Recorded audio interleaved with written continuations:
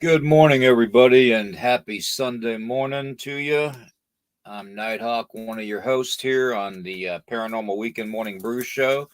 We're going to have my brother G coming on, Geryl from Midwest Night Watchers. He is my co-host, and hopefully, if he's not wearing his scuba gear, Mr. Dennis will be on this morning, and we'll explain the whole scuba gear thing to you all later on. Okay, I'll let him explain it.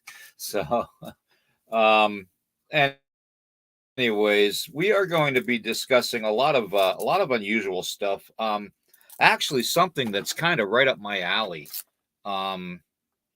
Excuse me while I'm talking and trying to roll up Velcro at the same time. So give me a second. Anyways, something that right up my alley today, which is we're talking NDE. Anybody knows what NDE means? It's near death experiences. Okay, and it's concerning, people that have near death experiences, what they've seen, how they've recovered from it, what, if any, special abilities they have from it. And what you all think about the possibility of coming out of a near-death experience with the possibility of becoming more in tune to the entirety of the world around us. Okay. Most of you that know me know that I am very, very much tuned into both worlds, the physical and the spiritual. I see things awful lot. I sense things. I can smell things. I can even taste things. I dream walk. I do all kinds of stuff. It's amazing when you have that kind of experience. So we're going to get into all that today. So, without further ado, I'm going to read all the disclaimers and go through all that fun stuff that I normally have to go through every morning and every evening. And I'm sorry because it is boring and repetitive, but Facebook and YouTube require it. So, I'm going to put it out there. This channel may use some copyrighted materials without specific authorization of the owner, but contents use falls under the Fair Use Act of 1976, which covers allowances made for fair use for purposes such as criticism, commentary, news reporting, teaching, parody, scholarship, and research, and general knowledge only per Title 17 USC subsection 107 of the Fair Use Act, copyright 1976. Furthermore, we use the Splice app for all of our advertising and shorts needs. And if you know what I mean by short, a short is the short videos and stuff, reels, whatever you want to call them. They're like 1.5 to 3 minutes long. And all the music they're on are covered under the Fair Use Act also. So we can get nobody to claim that either. So let me take that off of there, and we'll bring Gerald on, and or as I like to call him, Grandmaster G. We'll bring him on and get that off of there. And you can see my morning routine face. No, thank you. Let's bring him on so I get a smaller screen. There we go. How we doing, brother? Good. Good morning. I think I got the audio fixed.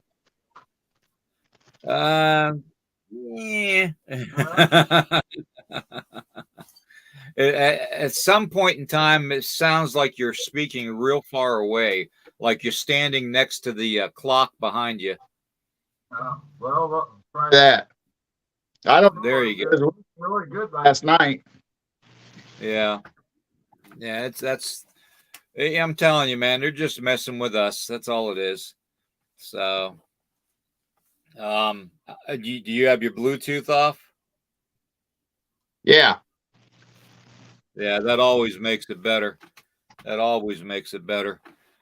Anyways, I figured let me go to the chat here and say good morning to everybody. You know, it's been a heck of a week, and we had a great day yesterday. We spent some time with some very, very lovely friends and family.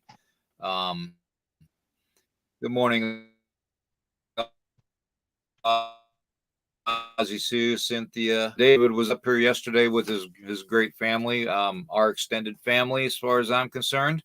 You know, we had a great time. We went out to dinner and just spent some quality time sitting around outside in a circle talking, you know, and it was really, really nice and relaxing for a change.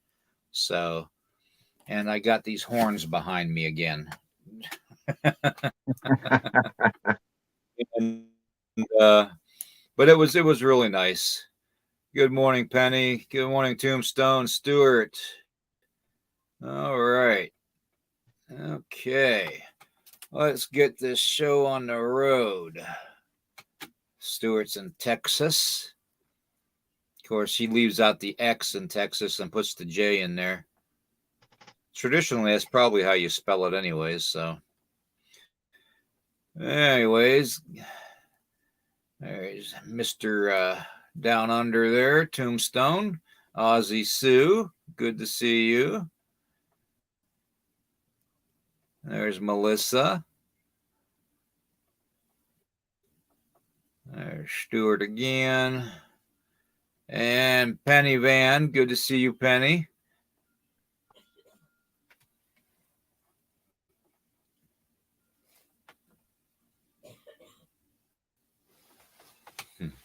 I'll tell you what, the sun was out yesterday. You can ask me and Dave that. We immediately pulled our chairs into the shade after sitting in the sun for about 5-10 minutes. But anyways, yeah, the whole thing with the near-death experiences. Have you ever had one, G? No, I've never experienced that. Well, you know, I've had a couple of them. I had one when I was real young, first starting out in life. I was about almost 4 years old, very close to almost 4 years old. And I was literally beaten to the point where I was knocked out completely for several minutes as a child. And I remember seeing my grandmother. And I remember my grandmother saying, "No, Billy, you got to go back. It's not your time." So that I remember. That's the only thing I remember from that. I remember seeing a bright light and then my grandmother, and that was it. Um, then I had a heart episode, and in the heart episode, I was working midnight shift mids from midnight to 8 a.m. in the morning at a job, and I was drinking Red Bull. Stupid me. Um, Thinking, one can of Red Bull's not going to kill me. Well, one can of Red Bull almost did kill me completely. I ended up getting rushed to the hospital at like 2, 2:30 in the morning, somewhere around that time. And my heart rate was 229 beats a minute. Wow. Yeah, from Red Bull. And they gave me there's a series of 7 shots that they give you if you're expected to die, and it tries to shock your system into coming back. I had 6 out of those 7 shots. That's how serious it was. Okay. And I remember just feeling like I was floating. And I remember seeing clouds and bright light and all that. And just as I started to reach the other side, what happens? I get yanked back into my body, Uh, you know, which was a total bummer because I wanted to see what was on the other side of that bright light, right. And then the last time was when I had my surgery for my esophageal cancer, when they removed my esophagus. Um, I actually died twice on the operating table, and that one I remember vividly. I remember seeing Mother Mary, or someone that I kind of recognized or assumed was Mother Mary, but I had that feeling that it was. You know what I'm saying? And she was telling me everything's going to be fine. She was very comforting, a very grandmotherly feeling of love, if you know what I mean.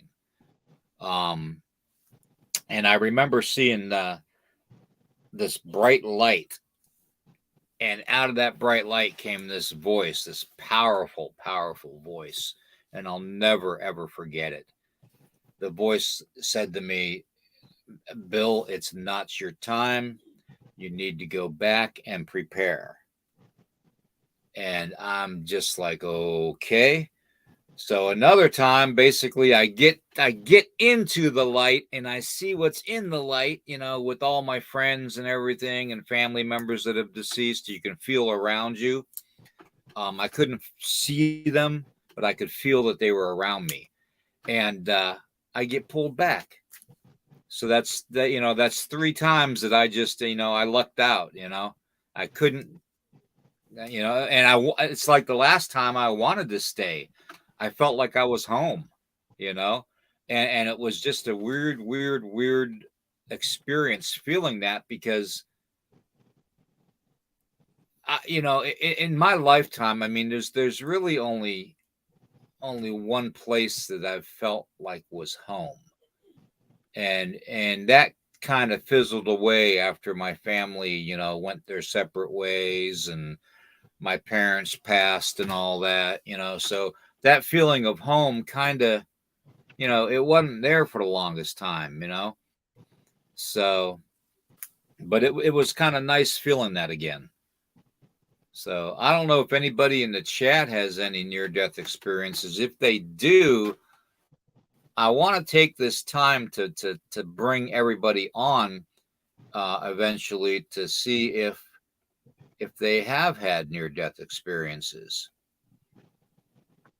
So, oh, here's somebody. Penny Van. Oh, Penny, would you like to come on the show and talk about your near-death experience? Because if you would, I would like to invite you on the show. And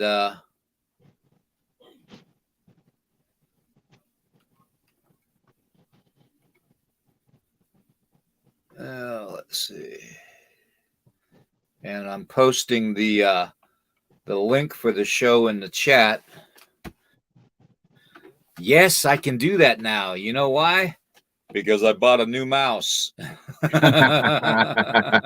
I'm not talking the kind that that squeaks and stuff. I got this mouse off of Temu for like $2.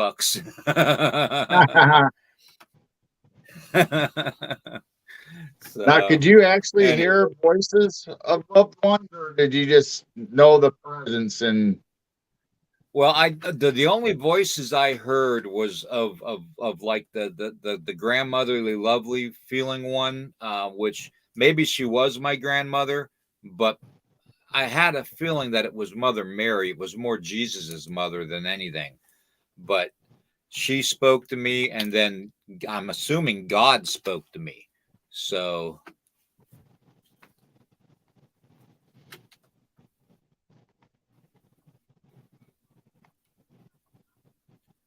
the link is in the chat for you, Penny, if you want to come on.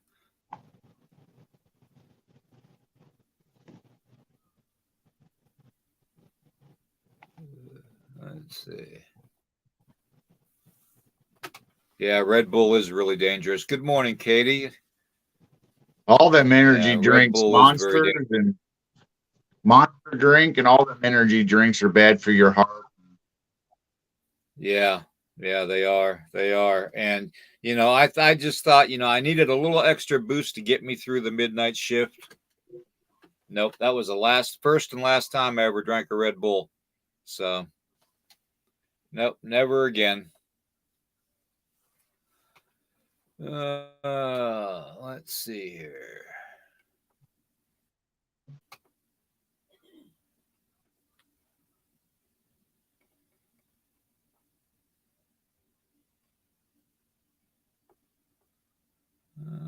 Okay.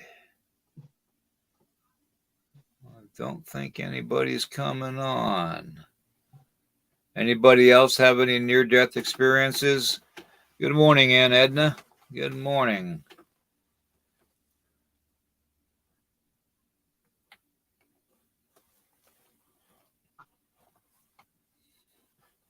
It feels so weird calling her Aunt Edna because she looks so young in the picture, and it's like, and here I am, an old fart calling somebody younger than me Aunt Edna.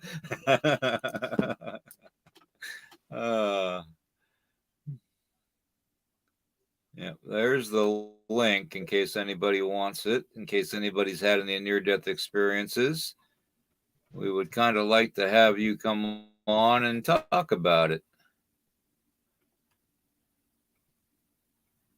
Okay, everybody's gun shy this morning. There isn't much to say about it. Okay, so I guess that's a no. All right. Okay. All righty. All right. Well, I guess we'll just continue. Good morning, Ted. Good to see you, brother. Nona Boss, good to see you. I got corrected by somebody saying, "Why you call her Nana Boss?" Why do you call her Nana Boss? I said, it's just the way I pronunciate. So now I got to make sure I pronunciate it correctly now. So now it's Nona Boss. I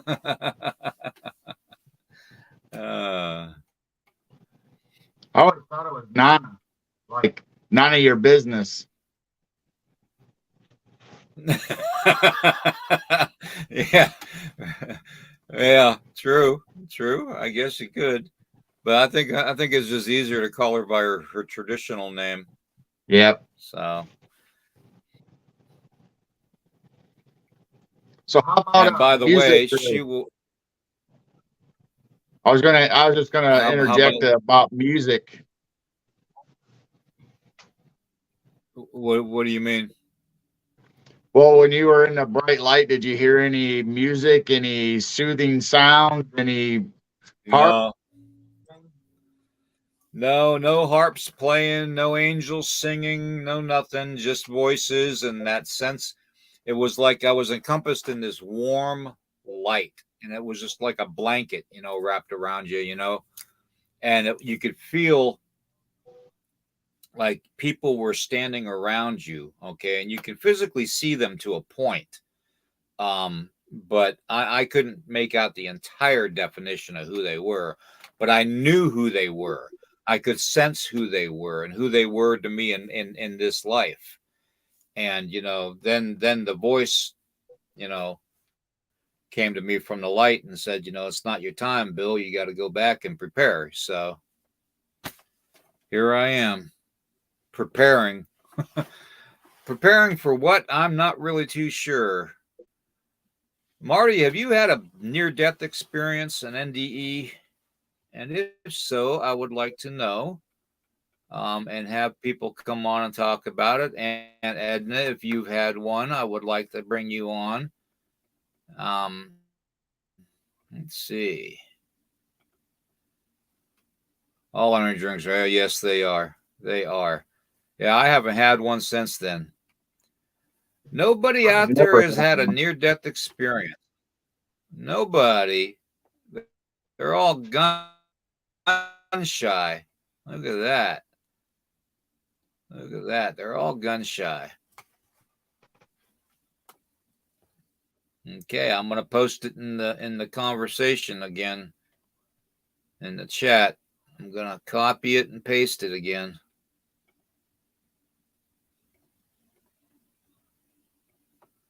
If anybody has a near death experience they want to talk about, let's go ahead and bring you on. There it goes. It's in the chat. And good morning, Shane. Good to see you, brother. Oh, there's There's Penny popping Penny. in. She's gonna block her picture out. She's gonna block her picture out. All right. Good morning, Penny. Good morning, gentlemen. Nice to see you. Nice to see you too, or at least your insignia there. Um, Tell us a little bit about your near death experience, if you can, Penny. Because it's really something that I think a lot of people need to hear what happens. And because a lot of people, I feel, I don't know how you feel about it, Penny, but a lot of people I think are afraid of death or fear it, and I really don't think they have to. Um, there is absolutely nothing to fear. In fact, for me, both times, even as a young child, I would say it was the most amazingly peaceful,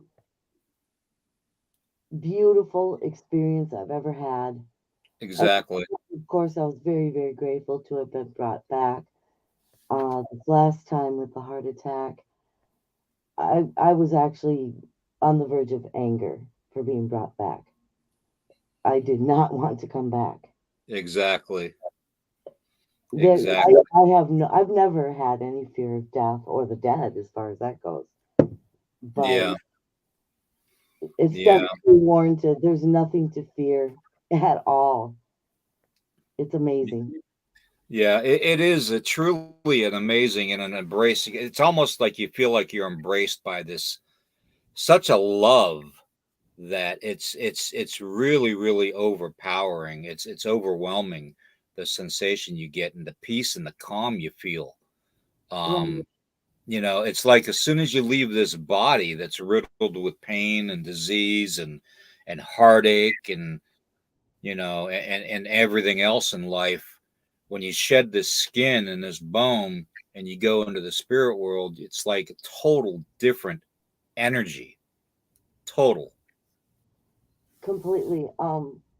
Everybody always asks what it feels like, but the problem is that it's so far removed from what we experience as living beings that there are no words. Hmm. I mean, not truly. You can't do it justice Exactly. at all. When I drowned, all I recall, both times, by the way, I did not see any people, did not talk to anyone. It was simply a different existence. It wasn't cold. It wasn't too warm. The lights were, I could see light, but without being in a room. There was no tunnel of light, anything like that. Mhm. It was just like a late afternoon type of light, like if you were in a house or a living room with warm lighting and like almost filtered through some lace curtains type feel. I mean, Mhm. that's what I Right. saw. Yeah, Yeah, kind of that very, misty looking feeling of seeing. Yeah. right, very Yep. I know filtered, what you very mean. on the eyes. It was how to explain. I mean, that time I was actually seen by an older girl with the same name Penny, by the way, which is weird, but she actually Mm, dove in the pool and brought me out, and then I was resuscitated. okay. Um, Mm. yeah, it was almost like you've never ever felt so secure, protected, safe as a living person. You cannot have that, Yep. profound feeling of complete safety. It, it's Exactly. impossible to explain. And after my heart attack a few years Yeah. back, it was the same experience. There were no people, but I have no one anyway in my life, so it's almost like prophetic. I don't think that there's going to Oh, be anyone. When I die, I'll be alone. There will be no one. I know that. I mean, I've I never. don't. I don't believe that at all. I mean, I mean, Gerald and I and my wife Tracy and stuff, we're not all chopped liver. We're your family. We're your extended family. So never feel like you're alone. So Yeah, but you the won't whole leave my house. everybody, yeah. So yeah, I would say that you would have more than your share of people around you. Trust me on that. Well, Because when I get to the the other side, connections, yeah. There's just the connections though that we make in our ordinary life. I mean, sometimes we come across people that we really click with and seem to have that chemistry of being able to just feel comfortable talking to them, and it's almost like that soul, you know. So I honestly feel that those types of individuals that come into our lives for a reason, and they will be in our lives on the other side too. They will, because we will recognize them. So that's just my opinion, but I really feel strongly about that. well, everyone that I know that has ever been in my life has already passed on. Hmm. So, yeah, there's going to be a party on the other side, but when the time comes when I physically do leave this world, there will be no one there, Oh, and that's just the way it is. right, right. But yeah, both. Yeah.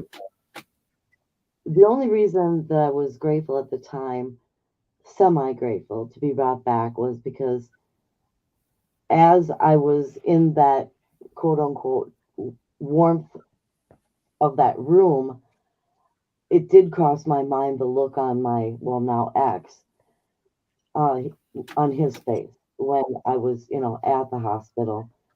And he looked so lost and afraid. And when I came back, I knew that, maybe that was part of the reason. Plus, at the time, both of my parents were living. And my father he's going to be 97 in August. And he is still alive, though I really can't, have much communication with him. So, Right. yeah, I didn't want to leave the world and leave my elderly parents behind. I'm all they've ever had, and Hmm. I just the guilt of that, Right. would have been more than I wanted to live with. That's for sure. Definitely don't want to Now, leave them behind. now, let me ask you this, Penny, if I may. Do you feel that that is, because I talk a lot about unconditional love. Do you feel that that connection for having to come back was that connection through unconditional love for your elderly parents? Possibly. Yeah, Possibly. yeah, I really feel, because, back in the days of, 2000 some years ago when Jesus was walking around and stuff, and not just Jesus, but, there were several prophets and stuff too at that time, that spoke of unconditional love being the most powerful force in creation. And, I almost think that that's exactly what we're supposed to learn in this world in order to go to the next world, and and if that unconditional love connection is there to somebody else in this plane, in this dimension, in this world, then maybe that's why we keep coming back. Yeah, that makes So sense. I think I could probably agree with that. I've always also had it in my mind that we come back many, many times because we can't ascend until we get it right. If that makes sense? exactly. Our soul learns each existence, and then we come back again, if we don't get everything right. And wow, I'm a bad student. Hmm. Because I know I've been on this fence many, many times. I've been told that. I can't even tell you how many times I've been told that my soul's so old that, and I'm like, I must be the biggest Egypt on the planet. I'm seriously, a knuckle dragon soul because, man, I hope I get it right one of these times. I sure didn't get it right again. I know that. So I don't know. Yeah, There has to be yeah. like Death Ascension for Dummies book out there or something somewhere. I just need to read it. Ascension for Dummies. Hey, that would Uh, be a good book for all of us to actually get together and write. Yep. right? Get on that ASAP. Yeah, I I am really really bad at this living thing. I'm not gonna lie, just am. But yeah, the both times, like I said, it was Yeah, just the yeah, most beautiful thing. And the only reason I came on was to tell people if you're the typical person that fears, the so-called end, it's not the end. It is not. There is far better beyond this existence. I know that.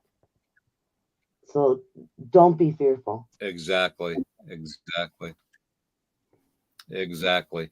Well, thank you, Penny, for coming on, dear. I appreciate it. Oh, So, you're so love to you and Gerald and Chi, and also to everyone in chat. Have a blessed day, thank everyone. you. Thank you. You too, dear. Thank you. Yeah, that's amazing how our experiences were very, very similar, you know. But yeah, there, as far as I'm concerned, gee, there is nothing to fear when we leave this body.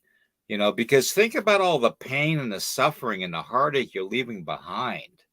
Just that weight alone holding us down, holding our souls down, you know because let's face it, we don't live in a perfect world. And sometimes we don't interact with that world that we live in a perfect way, spiritually. Sometimes we lash out in anger and frustration. But, we don't really intend to most of the times. But, you know, all that negative holding our spirit and our souls within this void of a body, of this avatar, whatever you want to call it, when it's released and we go to heaven or whatever you want to call it, the Vikings call it Valhalla, in every other culture it's heaven, or it's, go to the Great Spirit, it's such a, it's not even traumatic. I mean, it's traumatic in the point that the love and the warmth, like Penny was saying, is overwhelming. I mean, it's such a comfort, you know, such a comfort. It's like, I mean, if you picture it, picture your most favorite comfortable chair, your most favorite drink in your hand, and your feet propped up, and that nice warm breeze and that gentle sunshine coming through. That perfect moment in time where you have to relax and feel content. That doesn't even come close to how you feel on the other side. So Yeah, Jane and I talk about this stuff once in a while, and we believe, as sad as it is to leave this world, because we have loved ones, we have family, grandkids, all that, friends, but as a human, we put that on ourselves. We're the ones that attribute, this life as so important, and we're just vessels to hold our soul and our essence, like you were saying. Our Creator made us to be a living human being, but our soul is what our entity is. I mean, that's yeah, the important part. So, as we get older, we have friends and family, and you can attest to this, as we have ailments and diseases and all this stuff. I mean, it's actually a joyous time. It should be a joyous time, for somebody to pass on to the other life and be pain free, and to be able to experience, all their loved ones are on the other side, and just the joy, to be able to, whether you can fly on the other side or zip to whatever time and dimension you want to be on. I mean, I don't know how it all works, but that's how I imagine it. It should be a joyous that somebody actually left this vessel that's failing and decrepit, and now they're in the afterlife, in a freedom that they've never experienced. Like you said, the love and the warmth and the great feeling. hmm. Yeah. And Stuart Gresselman says, "How about a vibration?" No, I didn't. It's kind of hard when you have that near death experience, the NDE. It's kind of hard to you don't have your normal senses. Okay, it's like you don't have your touch, your vision, your hearing, and all that normal. It doesn't feel physical. You have it, but it feels more on a different plane. Like the way we sense things right now in this plane in our bodies is down here. But when we go to heaven, it's like up here. You see what I'm saying? It's heightened to the point where it almost feels like you don't have ears, but yet you can hear. You don't have eyes, but yet you can see, you know, which just totally freaked me out, because I remember a passage in the Bible about, for those who have the eyes to see and the ears to hear, you know, that just kind of, I don't know, kind of freaked me out. So, but You were talking let me about see that what. warm and loving feeling. I remember as a young kid being at grandma's, laying in front of the window with the light beam shining down, and you could see all the little dust particles, and they were glistening and all kind of different colors, like a fish scale, where they go blue to purple to green. It was just amazing. Just the warmth of the sun coming through the window, and that's all I could see is just the light beams and the little glistening particles in the sun. I mean, that was the most relaxing time I've ever had in my life that I remember. Exactly. Exactly. Yeah. Let me see here. Every day seems like a near-death experience lately. Yeah. Well, yeah. I guess you got me on that one, Ted. uh, okay. Any idea what it means when there is nothing but pure darkness and blackness during an NDE? Hmm. Probably because your soul didn't completely detach. That'd be my guess. Because as soon as your soul completely detaches from your body, you're going to have that feeling of floating or flying or moving to another, space and time. And then eventually you'll come across the light or a warm glow. Um, to me, it was a warm glow the first time. I didn't have the actual bright light because I saw my grandmother. Much like my grandmother intervened when I was little. So, but yeah, I don't know, darkness. I mean, don't get me wrong, Tomb. That doesn't mean necessarily something bad. Okay, so don't assume it means something bad. Okay, I don't want you thinking that. But I think honestly, you probably your soul probably didn't detach completely from your body. I believe to a point that our soul is connected. Like we can leave our body to a point, but if we're within a general area of our body, we automatically go or stay attached to it. You know, unlike if you are completely attached from it and your soul shifts into another realm. You see what I'm saying? Kind of like an embryo, like an umbilical cord. You know, picture your soul having an umbilical cord. Okay, and basically that umbilical cord gets cut when you have the full phase of the near death experience, and then you come back to your body. But sometimes when you do die and stuff briefly, and it is briefly, your umbilical cord to your spirit, your soul, doesn't get cut. It stays attached to your body. So you still are within that distance to return to your body. So you're not going to see the light, or you're not going to feel the warmth or the love or anything. You're going to probably feel darkness around you, encompassing you. Okay. Kind of like when you go to sleep, when you close your eyes at night. But that's just me, in my Look who's opinion. back from the dead. What's that? I said, look who's back from the dead. Oh yeah. Yeah, I'm gonna bring him on. He doesn't have a scuba suit on. No Uh, scuba gear on. how's it going, guys? Uh, I'm I'm thinking about how calling the guys in the white coats and have you guys hauled off here. Okay. It's time for the funny farm. But anyway, seriously, I've been listening to some of what's been going down here, and I've been to the edge too. I know how it feels. Mhm.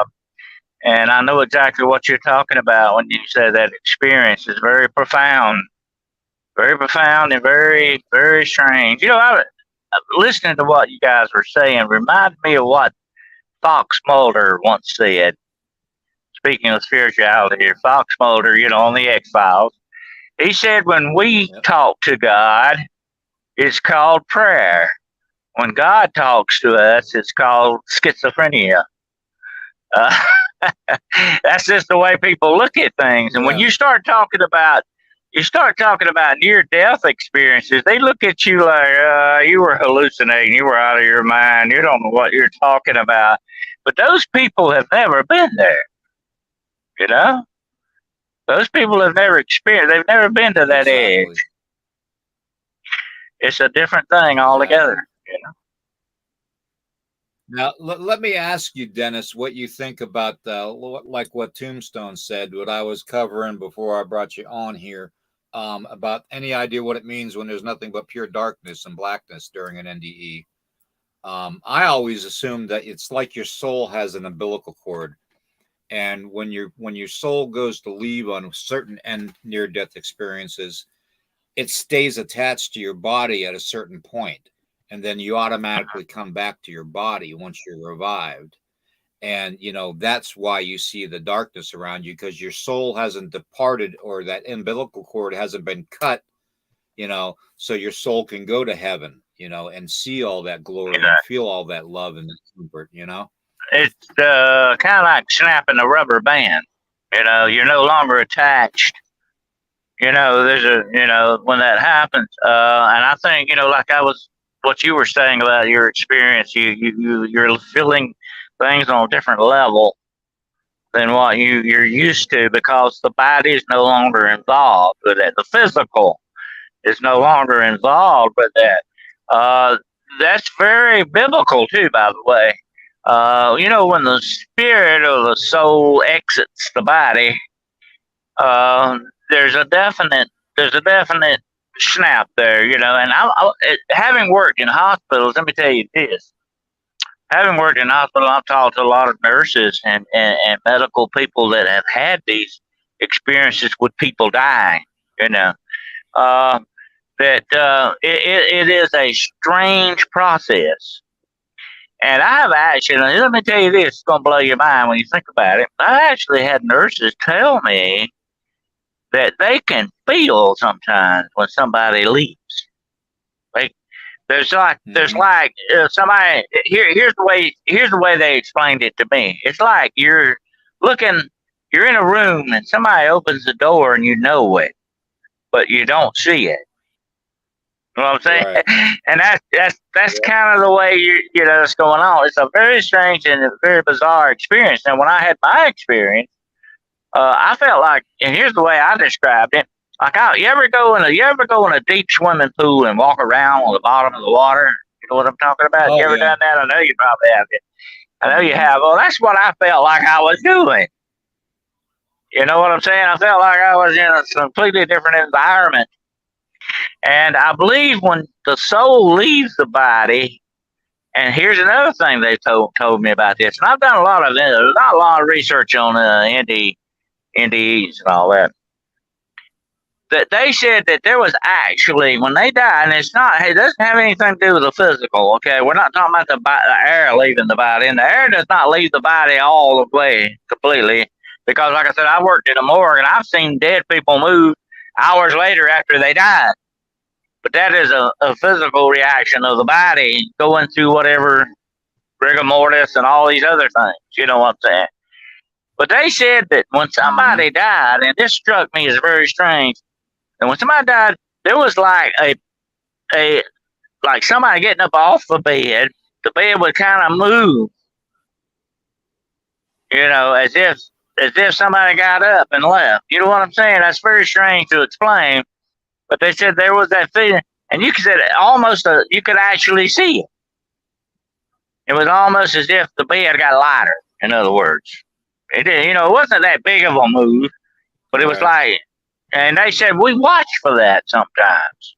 That's what they told me. They said, we watch for that sometimes. And we know, And if you've ever been with anybody that's passed on, and I was with my mother when she passed away, it's a very, unless there's some kind of trauma going on now, we're not talking about like in war or a bad automobile accident or something. I've talked to a lot of people that have had those, by the way. I'm talking about dying peacefully. There is a peace to it, there is it's just a letting go kind of a process, and they slowly exit the body. That's a good way to go, guys. Okay, that's a good way to go. That's a blessing in my book, to be able to just go to sleep and wake up in some other reality. You know what I'm saying? There's ways to pass. And when I want to go, I want to go the good way. I don't want to go in a bad, dramatic way. But here's another thing, and my point I'm getting to, and I've talked to people that have died in automobile accidents, okay? In that circumstance, they said it was very traumatic. That was like ripping out of the body kind of thing. You know what I'm saying? So you got different aspects of this that you got to look at too. Different levels, yeah, different levels of having it happen. I've had people tell me that they've been literally, just like you said, like taking a rubber band and shooting it off, and that's them leaving their body, real fast. I've had others that have that floating feeling like I had, and then all of a sudden you're off. It's And just you know what different. the Bible says about that, William? The golden bowl is broken, the silver cord is cut. Yeah. Mhm. And listen to this. It's like during birth. You break your mother's side and they cut that umbilical cord, you're born. Well, I think it's sort of that same way when you die, in a spiritual way. Yeah, very, very good point. That's probably the most spot on that I could describe, what people experience and what I've experienced as far as that umbilical cord being cut, that supernatural, that spiritual cord that our soul has to this body. Yes, that's exactly spot on. And I've talked to a lot of people that have had these out of body experiences. And these near death things are almost like a body. Well, it is in some strange way, an out of body experience. And here's the interesting thing about and this is why I warn people, because it's kind of dangerous to fool around with this stuff. Okay. That's like that movie. You remember that movie a few years back where these guys, they were medical students and they were playing a game where they would die and bring somebody back. You remember that? What was the name of that? I can't think of the name of it. Anyway, they would bring people back from the point of death and talk about their experiences. But anyway, it's not a good idea to experiment with that, okay? Because even when you do an out-of-body experience thing going on, you're still attached. That rubber band, like I said, is still attached to your body. If you go too far, if you stay too long, I don't know how much longer that attachment's going to last. And then you might be in big trouble. You might not. If you don't have that attachment, you might not can come back. Yeah.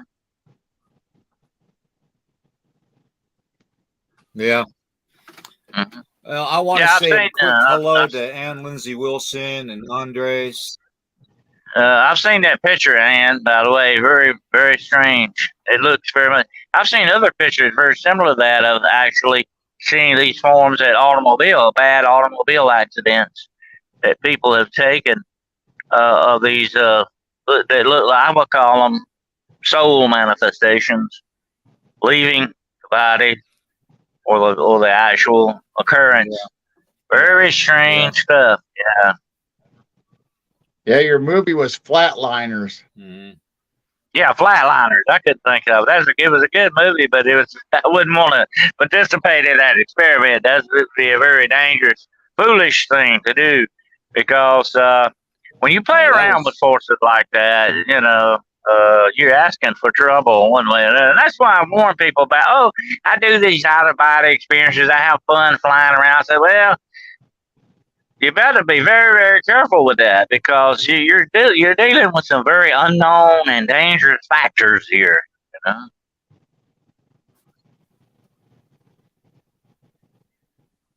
Is there a time limit when you can re-injure your body? I mean, if you're out for an extended period of time, a half hour, 20 minutes, an hour, has there ever been a time where somebody cannot physically be brought back into your body?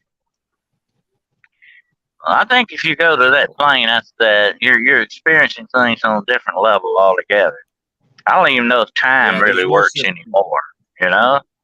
Yeah, I don't believe there's any such thing as time that exists on that level. I think and if it is a time, it's more of like an ocean wave type of a time where it ebbs and flows. Natural, not man-made, not man-made time, but natural time. There's a difference, big difference. Right. Yeah. Yep. Yeah. Let's see here. But I actually saw, and I puzzle over it. I actually saw the angel of death, and it's a very shadowy looking thing. I'll try to describe it one day. I'll go more into depth on it, but anyway, I mean, I was there at that point that I think I was being prepared. You know what I'm saying? I think our Creator prepares us in a certain way, unless it's something that, like I said earlier, about like being ripped out of your body kind of a thing. I think sometimes when you get to a certain point, our Creator prepares us, because I have read many, many, many cases of near-death experiences where people recognize other people that come to meet them that have passed on before. I think that is a blessing in itself too. You know, if you have a relationship with your Creator, He's not going to abandon you at death. Okay, because that's the most traumatic thing of all. That's like birth, and birth and death are very similar in their aspects. Yeah, just a change of worlds. Mm-hmm. That's true, Dick. But you're talking about a very strange realm when you're talking about these near-death experiences. There's some very freaky stuff goes on. Of course, there's a stereotype. I don't know how that got started about a tunnel with light and all that stuff. Of course, there may be some instances of that, but that's not prevalent in every case. Every case is different, really, by the way. You know why? Because everybody's different. Everybody's different, and everybody's dealt with in a different way because they are different people, you know. I'm gonna tell you what, when you Andre, when you're on a respirator, when you're on a respirator, you're not really living per se. You're being forced to live through a machine. That's a different thing altogether. Yeah.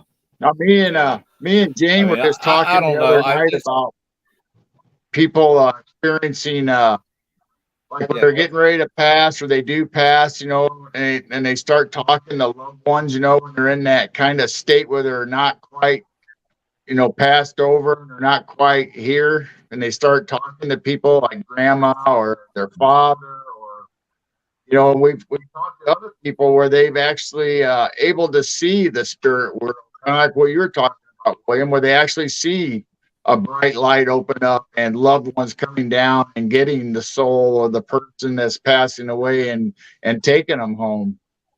Have you guys ever experienced or heard that? I find it interesting that even at death you're dealing with light and darkness. You know, that's the universe, though. You know, I've been studying a lot lately about dark matter.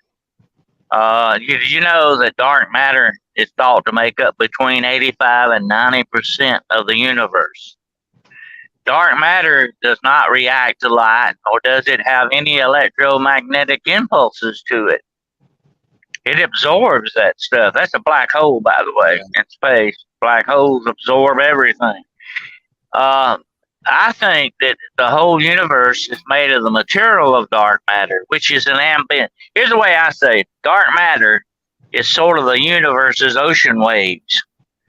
And we that exist in this dark matter, we're like the animals of the ocean, the fish and everything. We have a living essence to us.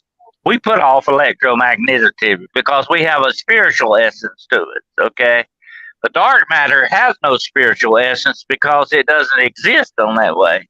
So dark matter is not going to react like we do. And having been in ghost research, spirit research all these many years, and have experienced, and I know William has, and probably you too, Geryl, we have experienced these strange fluctuations of electromagnetism, this EMF.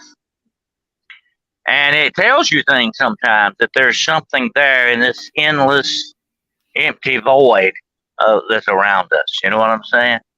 And I think that's what part of the spiritual aspects of this. Right. That's why I call myself a supernaturalist. I believe there's something beyond the normal natural things that are there. That's like the dark matter. There's something beyond that, inside of that, that's supernatural. And that's what you get into when you talk about NDE. Right. Yeah, true. Very true. You almost picture it like you see the pictures of NASA, of the astronauts out doing the spacewalk and how they have that cord connected to them to the space, station or to the space shuttle, and they're doing the spacewalk in the suit. You almost picture that suit as being the body, you know what I mean? And then the actual physical body within that suit being the spirit. And what would happen if you cut that cord? Yeah, yeah. So it's almost like that. It's like this is just a shell that we're in. Yeah, that's what the Bible so very plainly says, that silver bowl has not been broken. I mean, the golden bowl has not been broken. That golden bowl is your life. That's your essence. That silver cord has not been cut. That's what's holding you to it. That's very plain. Spiritually, if you look at it that way, that's what it's talking about. Edgar Allan Poe talked about that when he wrote The Premature Death, The Premature Burial. He said, the silver cord has not been cut, the golden bowl has not been broken. He got that directly from the Bible. And I think that is a very excellent example of what we're talking about here today. Mm-hmm. Yeah. I want to say hello to World Bigfoot Radio out there, and Rosie. Thank you both for being here this morning and joining us. I'm enjoying the conversation in the chat too, while Dennis and I and G are talking. If anybody else has had a near-death experience, I'd love to bring you on with Dennis and I and G and talk about it. But that's up to you all. The link is in the chat. Okay. So, but yeah, it is, and again, there's so many passages in the Bible that actually kind of describe what happens when you're on the other side. Like when I said earlier, for those with eyes to see and ears to hear,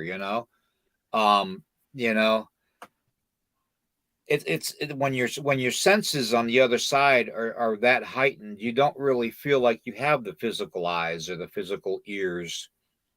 It's more of a feeling. It's more of a almost like just a knowing. It's a knowing. Yeah, a knowing. That's a good way to put it.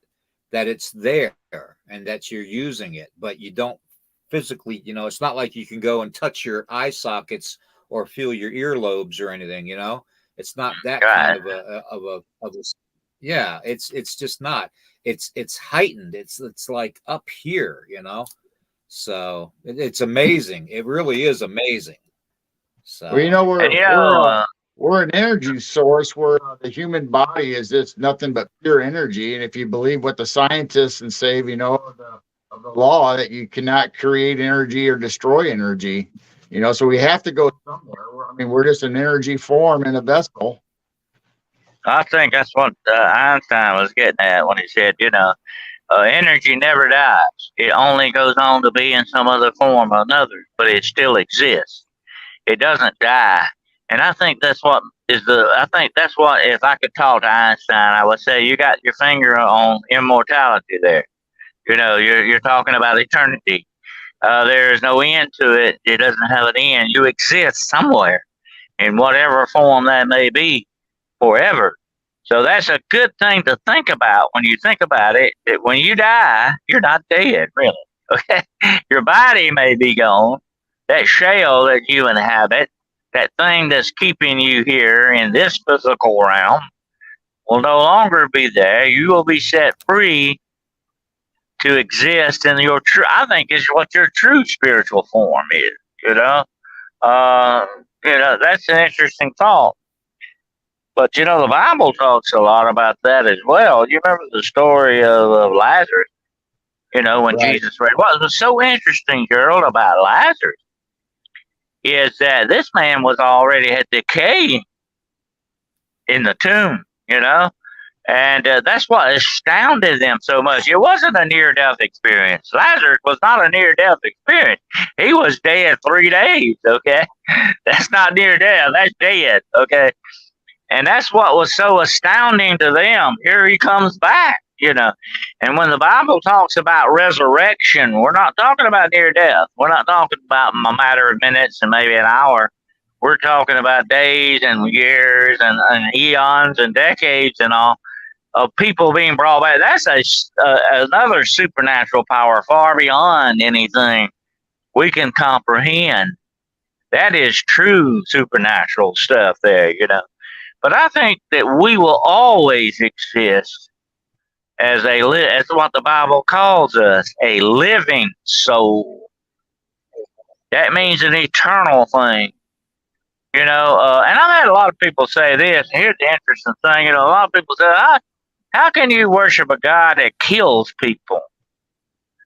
He kills people, and we know God has done that. But He's not killing those people, really. He's cutting them loose from their bodies, maybe. That's not murder. If He actually destroyed their soul, that would be murder. And God don't do that. So that's where you get, and so evidently, the most important part of all to God of us is our soul, our spirit, because it is eternal. You know, and here's one more thing that's very interesting. What God said in the Bible, I knew you.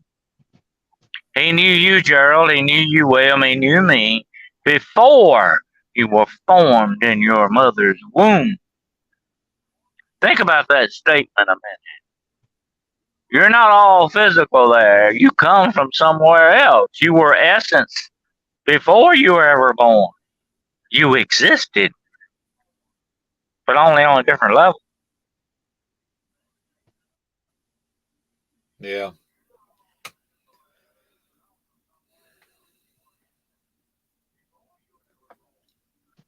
That's true, man. Yeah, people don't talk about that dangerous part of these things because they tend to want to ignore that because it makes them uncomfortable. Be careful about that being uncomfortable. You know, that's what I mentioned on a podcast the other day. I think it was when I was talking to Tex on Texas Porch. I said, you know what? People give us comfortable lies. They give us lies to try to make us more comfortable and feel better, but they're still lies. Okay, they're not good because they do a disservice to you. Although people try to give us comfortable lies.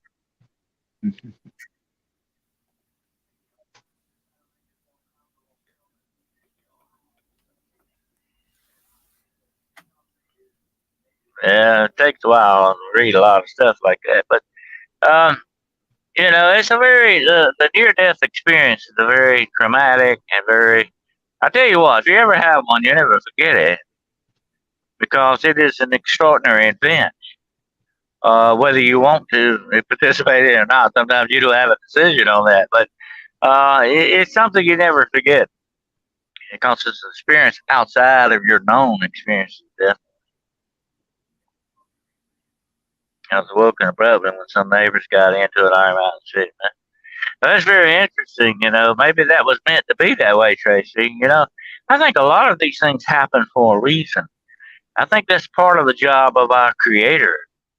You know what? Another thing Fox Mulder said about coincidences, and I think this is very interesting. Listen to what I'm about to say. Coincidences are often very convenient. There you go. Yep. Sorry, I'm just trying to keep up with these comments. Yeah, I'm reading. Some of these are interesting here. Look at this.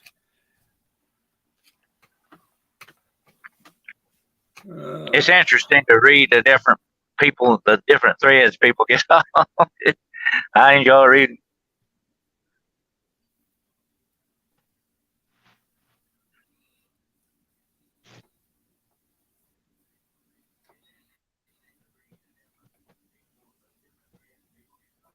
Yeah, that Well, sounds a again, lot like I'll the put it angel out of there if death anybody there, man. yeah. If anybody has any near-death experiences they want to talk about, I'll put the link in the chat again. And last chance. So if anybody wants to come on and join us for a conversation on your near-death experience, there we go. And it is in the chat.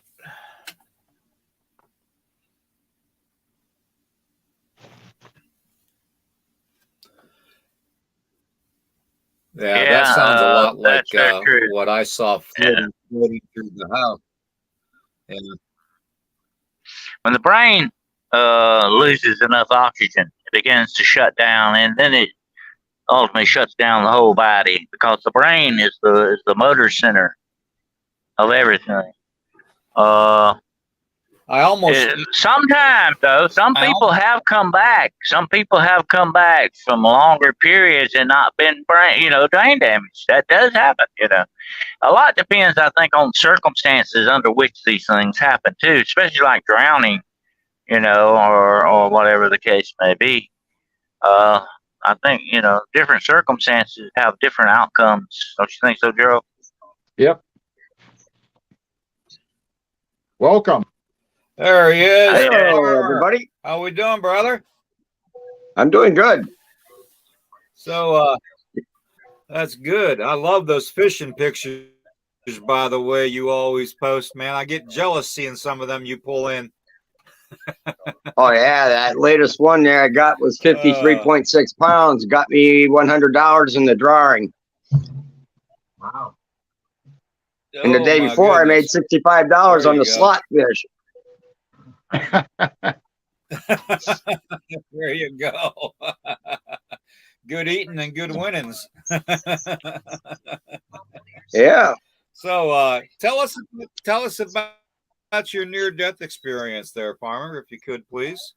Well, 1998, I was coming back from the lake fishing here, and it was about 7 o'clock in the evening, about middle of July. I was coming home. And there was a company there, True Green Lawn Fertilizer. They spraying that liquid fertilizer to kill the dandelions. The guy didn't see me, and he hosed me down with it, and I got poisoned by it. By 10 o'clock, I was starting. Uh-oh. Uh-oh. I can't. Okay, go ahead. You got cut off for a minute there. Yeah, I know. My internet's been acting up over here. Well, the guy sprayed me down with chemicals, and I got poisoned. And by 10:30, I was being rushed to the hospital. They couldn't, my oxygen levels were dropping right off.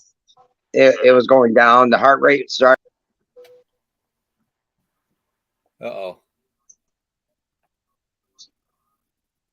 Yeah, it looked like it dropped again. Well, anyway, it was closer to midnight. They just started to be able to get it controlled when my heart just stopped. It just completely stopped, and they couldn't get me going again. So they are pumping high amounts of the adrenaline into the system there, and then I went into cardiac.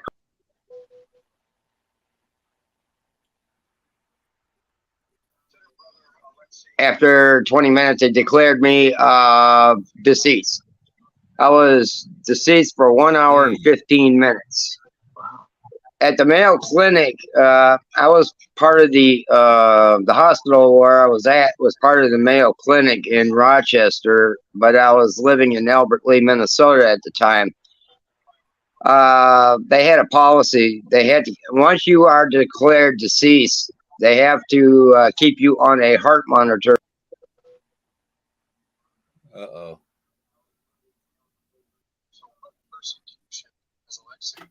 After after 2 hours, they would disconnect you.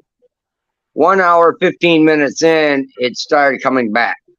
I was literally dead. And what was crazy is I could hear the nurses and doctors there scrambling around, talking. and I heard them declare me deceased after 20 minutes. And I even have the toe tag. 1 hour and 15 minutes later, I was sitting up, straight up. And the nurse heard the heart monitor going off, so they all started coming in, and they saw me sitting up.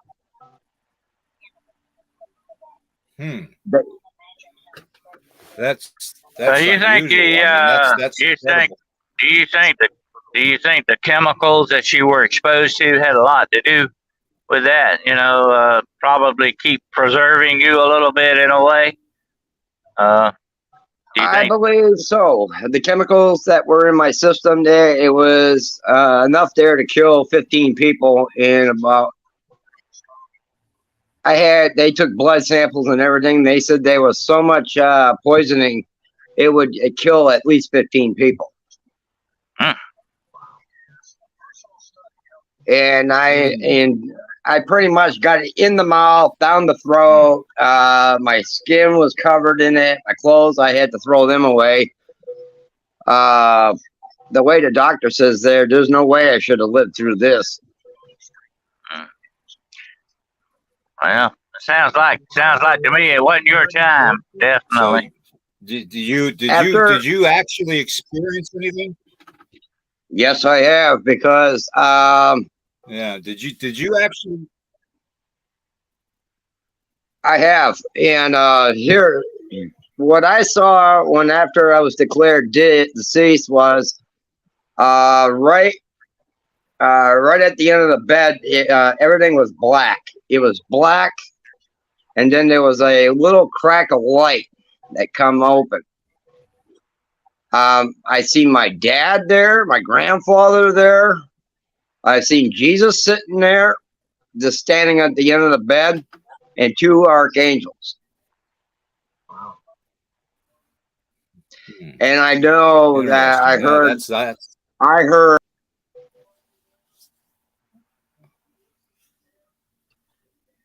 Jesus says it was not my time.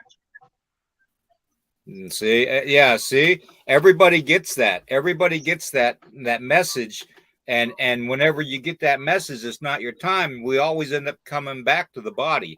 It's almost like, like they know on the other side we have more work to do to prepare us for the other side. So, well, that's very much what the Bible says, William. You know, there's a time to live and a time to die. If it's not your time, that's it. Exactly. Well, thank you, Farmer. It's been that's been a great story, man. I appreciate that a lot, brother. Yeah. And you keep You're posting welcome. those. You keep posting those fish for me because I love seeing that, man. Well, that's very good, a very interesting story, definitely. I caught 70 fish for the season. I'll have more fish caught than what Barry Bonds hit in the single season record of 73. And here it is. I did it without steroids. There you go. All right. Thank you, brother. It's good seeing you. God bless you. Yeah. You too. That was an awesome story. Yeah, that was incredible. That was incredible. I cut my camera off, so trying to see if it would help with the feed.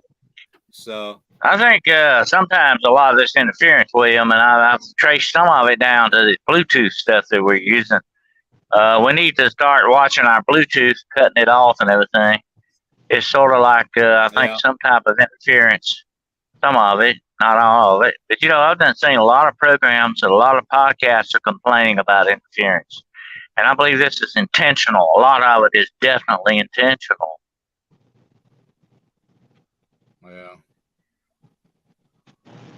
Yeah, I think a lot of it's intentional because a lot of it has to do with the subject matter we talk about. And, you know, if we're going around talking about, you know, about the connection of the reptilians to the demonic possibly and to the government, you know, on one hand, really, we're talking about how not to fear near-death experiences and all that, and actual death, I think the powers that be might be getting a little upset with us. Yeah, that's okay. I'm glad to see that. That means we're getting somewhere, means we're making some inroads. But I was going to say one more thing, since I worked at the hospital, I used to talk to nurses and all this thing. Here's one more interesting thing I was going to throw in there. You got your little panic button in the hospital room there. You can mash the nurse call button, as it's called. And I had a lot of nurses tell me, even after somebody died in that room, and that would even be after they took the body out. Sometimes the body will stay there for a few minutes before they take it to the morgue. So that doggone button goes off. And she said, we've had that checked 1,000 times. There's nothing wrong with it. And here's what it occurred to me. That was some people's last thing to do, was hit that button, and they're still trying to do it. That's part of that too. I believe. Some weird stories there. So I heard it. Yep. That was a good thing that happened, Tracy. Definitely. It's like I said, it wasn't to be your fate. It wasn't to be your destiny. Our Creator is such a fantastic being. We can't really fathom everything that He can do. And although He knew us before we were formed in our mother's womb, He also knows our true destiny. He knows our true outcome on everything, Exactly. And that should be a comforting thought to a lot of people, that a lot of this stuff is in capable hands here, or we would be floundering around in a lot of unknown territory. So in your guys' near-death experiences, did you guys actually know that you were dead?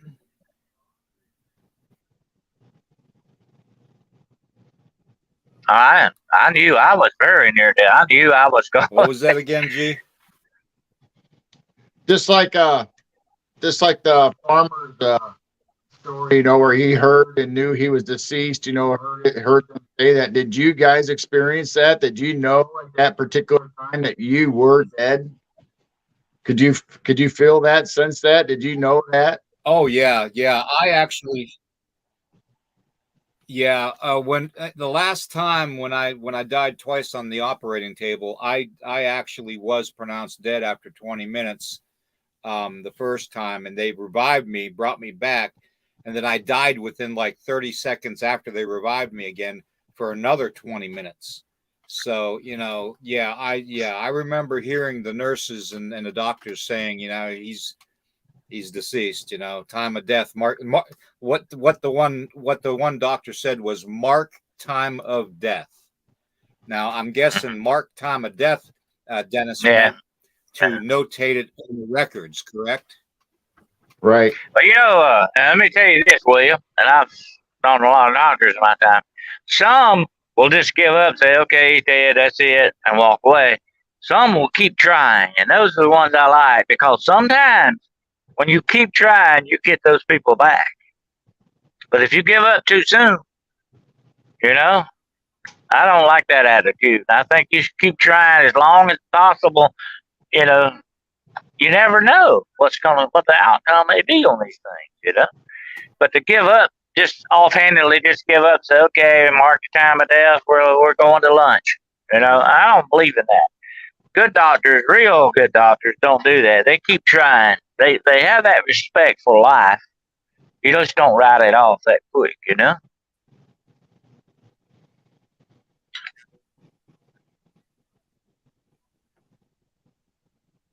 Yeah, true, very true. I want the doctor to keep trying. How are we doing, Jake? I want the doctor that keeps trying. You know what I'm saying?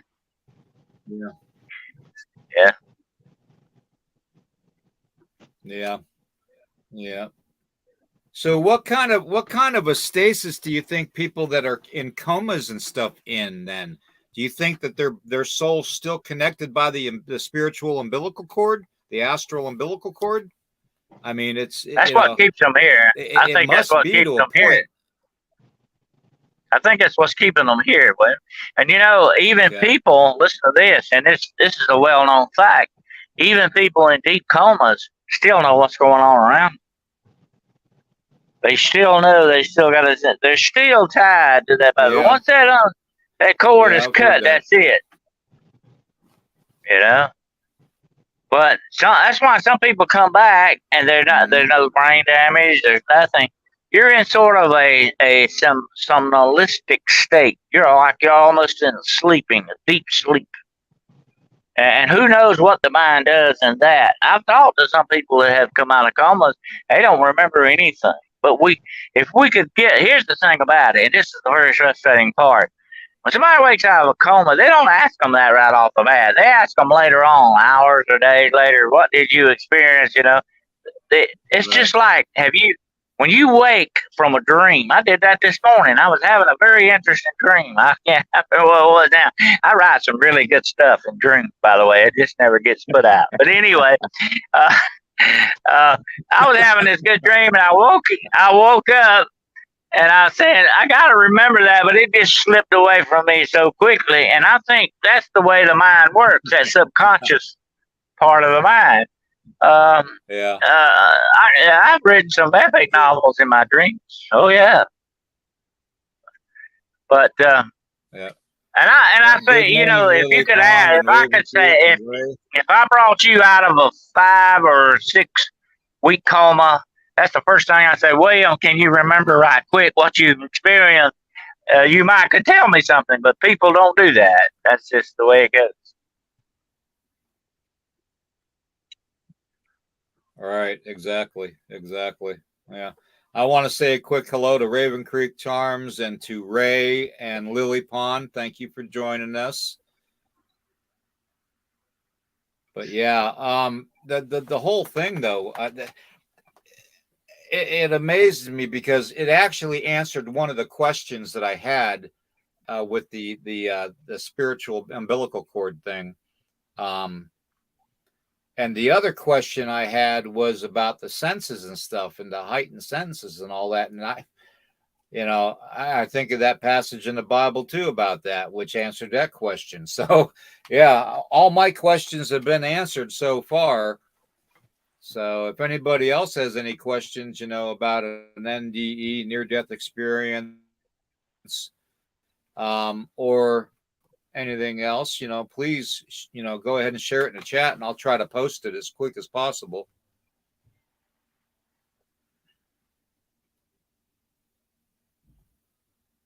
That's the dumbest book I mentioned. Okay, I'll go over that one. That would be an interesting book, definitely. I'd call it a mantle, so actual book. Ascension. Yeah. Ascension for Dummies, mantle. Ascension for Dummies. Yeah. Yep.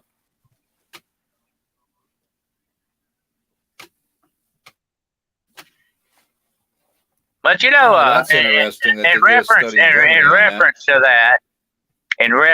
that, I think a lot of our existence is that we are here to learn something, from our existence. I think that's sort of a sideline to our existence. We need to learn from these things. I think our Creator wants us to do that. We need to learn. Life is sort of like, to me, like a test. Remember the pop quiz test you had in school? Yeah, we gotta hurry up and get this right, okay?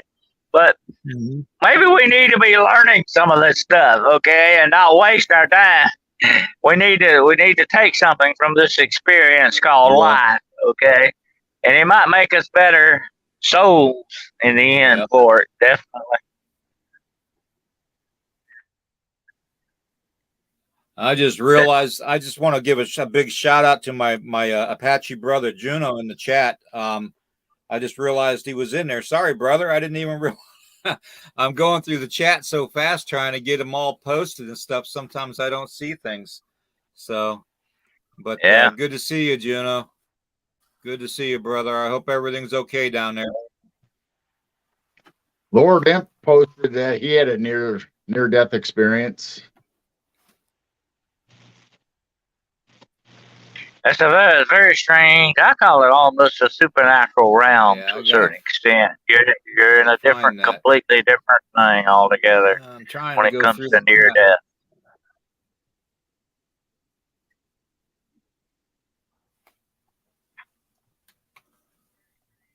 Adrenaline is an interesting thing, Ray. I was going to mention that earlier. You know, I've seen them actually shoot adrenaline shots straight into the heart. The heart muscle. You know, the heart is a muscle. Okay, that's what it basically really is. It's a pump. And I've seen them do that. And adrenaline is very interesting. And we talked about the adrenochrome before. And I was listening to Henry Cavill, you know, the actor that plays Jesus in The Passion. He's got a new movie coming out about all these kidnappings and sex trafficking and all that. And it's called Cry for Freedom. They say it is fantastic. It's so good the Academy Awards can't stand it. They hate it. They're not going to talk about it. Anyway, and Mel Gibson is behind this too. So they're together on this back like from The Passion when they did The Passion of Christ. I advise everybody to watch this movie, Cry for Freedom. But anyway, he talked about adrenochrome. That's what, you know, that is I think adrenaline is a major and unexplored part of our being. That does a lot, and it has a lot. I call it soul juice. You know what I mean? It Yep. sort of has a lot to do with our physical and well-being, and our mental and spiritual being as well. Adrenaline is an interesting thing.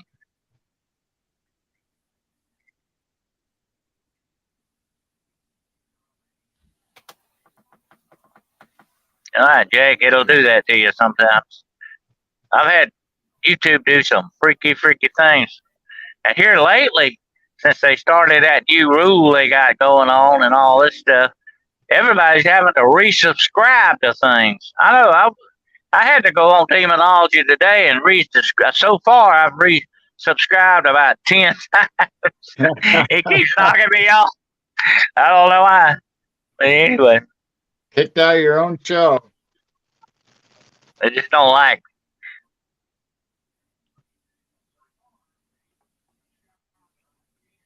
Like you become something else altogether. I've heard people love God so much. You can have a relationship. Listen to this, Lindsay. You can have a relationship with your Creator very much like marriage. And what is marriage? Two people become one. Okay? And if you can do that with your Creator, you have a very good relationship. Okay? It surpasses even marriage to that extent.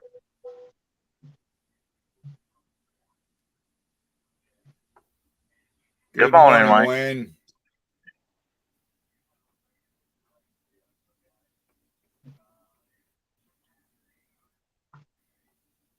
But you know, I talked before about, you know, the balance, the body, the spirit, the mentality, the emotions, the intellect. All of this has to be balanced. We must work on that balance because that makes us complete people. It makes us complete, and we will be happier. We will be more peaceful. We will operate better once we get that balance. And that's what we need to strive for, that balance is what we need to look for. Morning, Werewolf. Good morning, Country Boy. Good morning, Jake.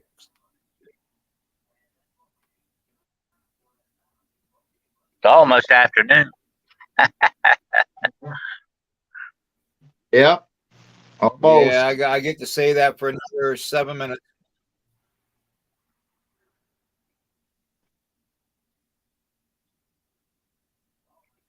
Oh, I finally got my problem solved yesterday. Now I got to put everything back together. I agree that that's the part You I'm got not that looking bolt forward back?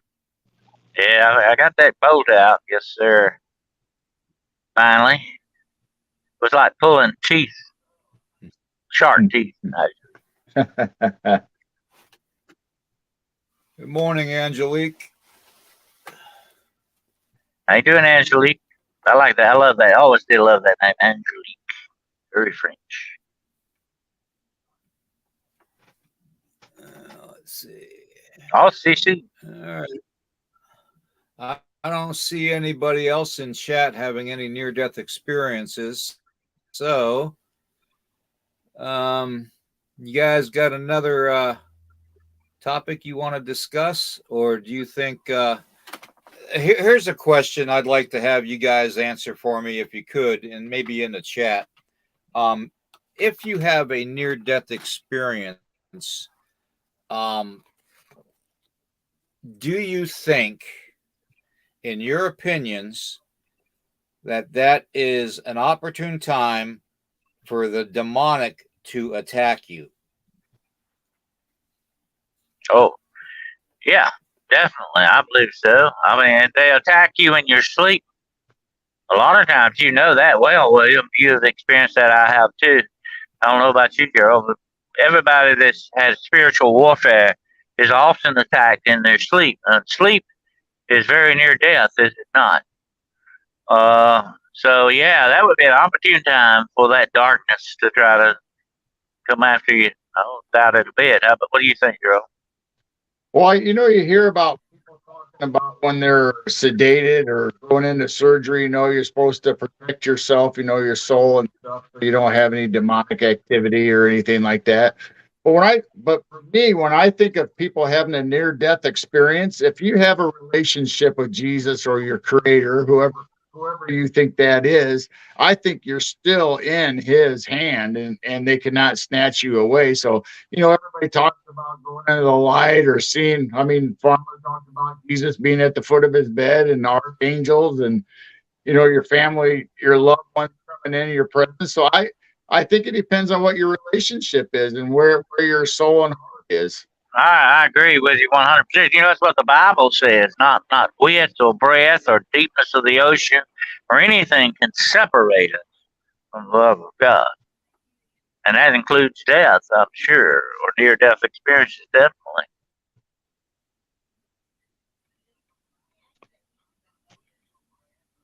So what do you Yeah. think, William? Well, and, you know, some people have gotten, the old timers call that a warning. You have a vision or some kind of a premonition, definitely. There you go, Raven Creek. I agree with you 100%. Nothing's going to separate us from the love of God if we let it. Only we can do that. We can walk away from that. But even death, I don't think can separate us. No. God, Jesus has the keys of hell and death in his hand, Raven. He has the keys.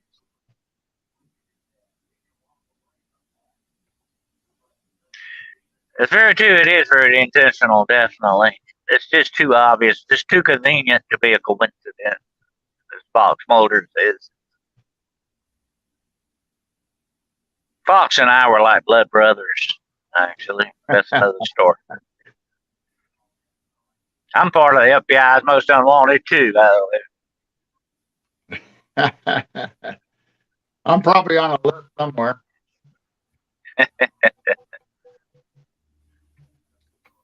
Yeah, I'm just part of the most unwanted. 1 to 3 days. It can be, Andres, that could be a different change on. You have a different perspective after you've had a near-death experience. Things are different for you after that. You turn a corner in your life, definitely.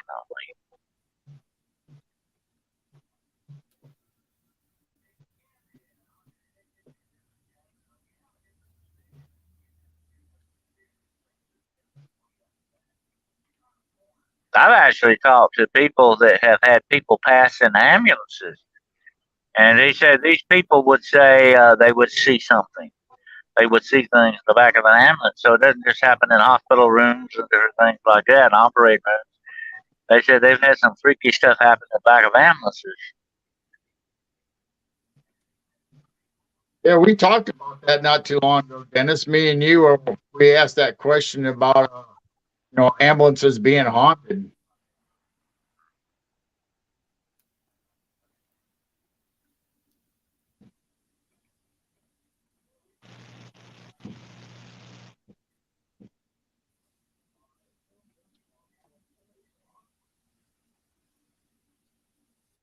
When you death took me, the car out to my age, my smile came to my face the moment I died.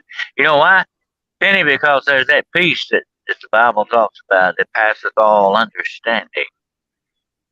That's a peace of the spirit.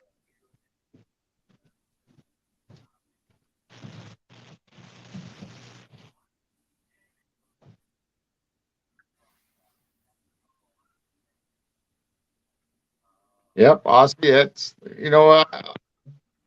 when you have a relationship, with God and your creator, I mean, like me and Dennis and everybody was saying, I mean, I don't think you can be snatched out of his hand. I mean, it says that we are in his hand and firmly grasped. That's very true. If it ain't your time, it ain't your time, and they'll let you know that too.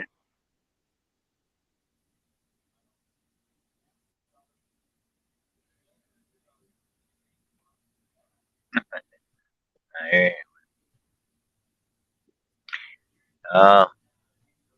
I believe it's sort of, I've always believed this. Now, I don't have a whole lot of evidence to back up what I'm about to say. But I believe after life, there's sort of like a waiting room. There may be a waiting room for something, you know? And the Catholics sometimes call it purgatory, which is a different thing. I'm not going to get into that right now. It's a very religious thing. But there may be sort of like a holding area after you leave your body that you go to before you go on, or whatever your reward is. That's a possibility. Jesus said to the thief on the cross, "This day you shall be with me in paradise." That's a very bold statement. You talked about a waiting room, and I remember in the movie Beetlejuice where they're sitting on the couch and they all had numbers waiting for their turn in the waiting room. Yeah. I remember that funny one in Eye Gallery where the hippie died and went to hell, and it was a waiting room, and all they did was show vacation slides and play polka music. He couldn't stand it. That was his version of hell for him. That was it. A waiting room where nobody ever comes to get you. Okay.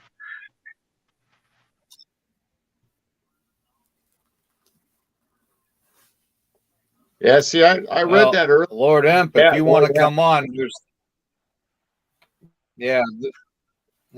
the link in the chat. Just go to the link in the chat, and I don't know, maybe G can post it again. But go to the link in the chat, and we'll bring you There's on many, and have you talk about it. Many times people have told me about seeing deceased relatives that come over. I mean, think about that. That's the most comforting thing that your creator could do for you is send somebody you recognize and know to help you cross over. That would be my definite guess on that. I remember Billy Graham talked about his grandmother dying, and she was a very good Christian woman. And she saw right before she died, she talked about some of her children who had passed. My grandmother did the same thing. That actually came visitation like thing. Now that's why we call them visitation apparitions. I think that happens even in near-death experience when your creator's got that set up to comfort you and help you in your passage. It is comforting to think that somebody shows up to help you with that very traumatic experience in your life. That happens with a lot of people, definitely. Yeah, he said that exactly. Billy Graham said that when his grandmother passed on, that she sat up in the bed and said that the whole room lit up with a soft glow. And said when she laid back down, everything went dark, and that was a remarkable experience.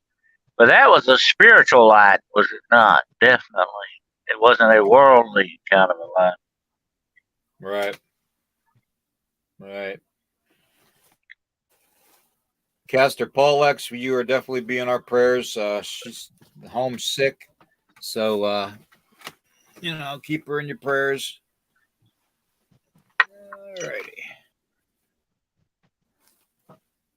Alrighty, we are going to bring Matt on, And Matt's got a near-death experience. Let's see here. Come on. There we go. Oh, we out by the pool there, bud. Yeah, take a look. All right. That's good. How's everybody doing? Good. Thank you for having me. Yeah, I had, unfortunately, Must be nice. it is right now. It's nice and hot here. It's good to get by the pool. Thank you. But as I was going to quickly say, back to your subject of near-death experiences. Unfortunately, since April of last year, I've had 9 surgeries. I've had some complications. I lost my right leg beneath my right knee, and I had some failed surgeries. And when I had it removed, I fell, and the incision opened up a little bit, and I went to the hospital, sat in emergency for 5 hours, told my wife we're leaving. I didn't see anybody. On our way home, the artery in my leg blew. Oh. And I bled out in my wife's car with my 14-year-old daughter behind me, and I lost consciousness. And apparently when I was out, they had got an ambulance there. And on my way there, I had just all of a sudden entered a real bright space, and my dead mom and dad were there. And it was as real as me talking to you guys, and I even said to them, how am I seeing you? You're not alive. And they said, well, there are other places, honey. You'll find out someday. And there were people around me. I didn't recognize who they were, and I got very emotional. I was crying and hugging them, and they looked at me and told me, it's not your time, honey. You got to go. And I didn't want to go. It felt very, very peaceful and calm, and seeing my parents was overwhelming. And my mom touched my face. I saw a bright light and woke up in the operating room before they put me out. So that was a very life-altering moment for me. Yep. I believe beyond anything that when our time comes, there really is something out there for us, and there is something after death. I believe that. Yep. Oh, yeah. Yeah. But I'll tell you what, a lot of people say, oh, you're just having hallucinations, you're out of it, and all that. But this goes beyond that. This is something that it goes beyond mere hallucination or a mind thing here. Because, like I said before about these visitation apparitions that people experience, you're in a very traumatic situation. What a better time for you to be comforted by this thing that's going on, This is something far past hallucinations or subconscious, subliminal things and all that stuff. It's something other than that. I've seen too many people tell the same story you're telling about this comforting situation. Yeah, it was very strong, and it was real. It was as real as, like I said, as being here right now, looking around the pool and talking to my family. It happened. It wasn't a dream. It was very real, and I believe that I was darn close. I lost over 2 pints of blood, and my body was shutting down, and thank God the surgeons and everybody saved my life. And when they got that blood replaced in me, I was like back to normal. It was really, really wild. But yeah, man, it happens. I believe the people that talk about seeing things, and some people talk about, going to hell and seeing things there, and they get maybe a second chance at life, and people's lives have changed. They were leading wicked lives at that point. So I believe that those things are true, and I'm a firm believer in the supernatural, and I'm going to be writing you guys an email soon to delve into some supernatural things soon. So we'll And go here's into the that at interesting another day. thing. Here's the interesting thing. Your experience changed you.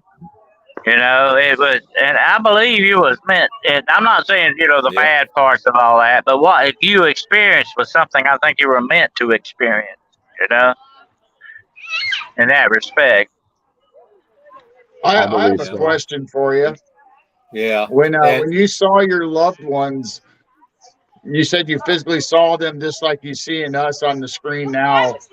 What age were they? Were they elder when they passed away, or did you see an image of them when they were younger, or an image you remember your mother or whatever? They were both in their 70s when they died, but when I saw them, they looked like when I was a teenager. All right, They that's were what I they was were much wondering. younger. Yeah, healthy and Uh, yeah. young that kind of and virile. Yeah. goes with what people say. You're not going to be 95 in heaven. Okay, that wouldn't be heaven. You're going to be at your best, your most optimal Exactly. being, your existence. You know, and that's what you That's an experience. awesome Yep. that's an awesome thought. Exactly. Yep. Exactly. I'd like to have my leg back Yeah. someday. That'd be I awesome, mean, boy. you gotta. Yeah. Well, in heaven, brother, you're going to be able to run like an athlete. So and Yeah, leap over tallest buildings like Superman. So don't even worry Hey, about that, my dear friend. All you Oh, right. won't need your I legs; you'll play be able to Don't fly. worry about that. I love that. You're I going to played be. college ball. That's my dream to Yep. line up on the football field again someday. there you go. There you go. Hey, I just want to take a quick second Yeah. to tell you guys that your show is amazing, that you three do a great job, and it is just phenomenal. Oh, And thank I'm so glad I found you. Yesterday was my first podcast with you guys, and I'm going to be sticking around for a while. Thank Well, you. good to have you. Good to have you, my Thank friend. you. you. Well, Thank you. thank you, Appreciate it, brother. gentlemen. We Brother, we will make you you. remember. Always remember. We'll make you an honorary Always remember. You weirdo are part of the warrior. family. Okay. Thank We'll you, make both you of an you. Thank you. honorary weirdo warrior. Okay. You're in the tribe. Well, after you hear my story, what happened to me, And you will definitely put me in that group. Well, you guys have a good day. I'm gonna watch with everybody else. All right. And Thank you. all right. Take care. Thank you. that's a That very was interesting awesome. That experience. was awesome. Yes, it was. Yeah. And everybody talks about having that one phrase stated to them about it's not your time yet. And it's always the phrase that way, which is just amazing to me, that it's like consecutive in everybody's experience. So That's what I said yeah, about it's just amazing what the study that I did on this, William. I came to one conclusion. There's too much consistency to be ignored in this. Things are too consistent with the experience that these people had. Look at all of them, how very similar they are. That's what struck me as very strange. right, exactly. So well, we're at the 2 hour mark already, guys. So it's been a Wow. good show so Yeah. far. I'm gonna try and skip ahead in the chat. Let me see if anything in the chat's going on. Um,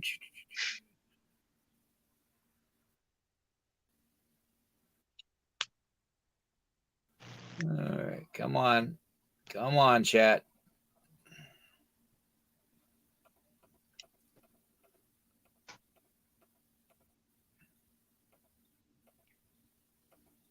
I'm going to be going to have some interesting experiences with StreamYard when I start my podcast. I've never done this Okay. before.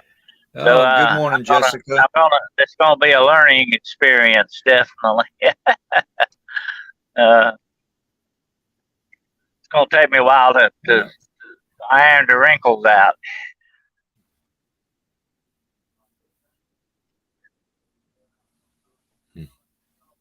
Good There you morning, go. Val. Good morning, Jessica. and there you go. I think we will be at our prime. I don't see how heaven could be heaven if you weren't in your prime and you weren't. I would say we will be. I Exactly. think very like the essence of God in some way. I think the Bible talks about that. You will have a new body. Exactly. You'll be a new creation, and you're not gonna Right. have disease. You're not gonna have. You're Right. not gonna have sore, aching muscles. You're not gonna do that. That would be what? Well, what? How could that be heaven if you had all that stuff? No, I don't see that. And here's what's happened, and he said the same thing. And like I said, I've correlated hundreds of these cases. Here's an interesting thing about it. They do describe people that they meet like that. They were younger looking, they looked happy, there was something different about them. Almost, they describe these people almost as the way people describe angelic beings. That's another correlation Well, we'll be in our glorified bodies. there. Right. Exactly. And as the Exactly. Bible calls it, incorruptible. And Jesus had that body when he was resurrected, because when he appeared in the room with his disciples, he was flesh and blood. He said, "Touch me. I'm flesh and blood. A spirit have flesh and blood. Does a ghost have flesh and blood? No." But he was a different thing. Though he rose from the dead, he ascended into heaven. He was a different creation, and that's what you will be, I think, without a doubt. I In like that I next like place the beyond. theory. Yep. I like the theory where people say we're going to be Jesus' age, like 33 and a half, or when he was on Earth. Everybody says that was a perfect age. Yeah. But there have been some erroneous religious teachings that when you die, you become an angel. Nah, angels are created, not born. We are born. That's a different thing altogether. But I think you will be very much like these angelic spiritual beings, But we're talking about something even beyond that inconsequential spiritual thing. We're talking about incorruptible creation here. This is a whole different ball game. I believe that is what the angelic beings are like. Here's the interesting thing: if you ever meet an angel, 9 times out of 10, you won't ever remember it. So there you go. But Yeah.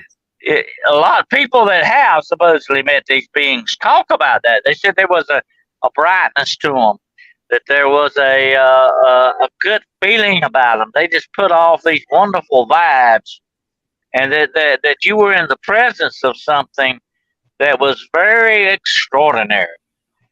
And I think that is the makeup of these things, and I think you'll be very much like that in the next. You may not have wings, I don't know, but you'll be like that in the very next plane of existence when you cross over. Jesus also said something very interesting about in that parable he did about the rich man and Lazarus. Said that he said I could go back and warn my brothers. He said, but you can't do that. There's a gulf. There's a space. There's a separation between this place and that place. But sometimes, through the will of God, our Creator, who can do anything He wants to, by the way, because He's the one that set everything up, He can pierce that veil. He can send you back if you need to be sent back. Look at Samuel; he came back. You can be sent back. Only God can cross that divide, though. Yep. Yep. Well, thank you, Raven Creek. Thank you very much for the kind words.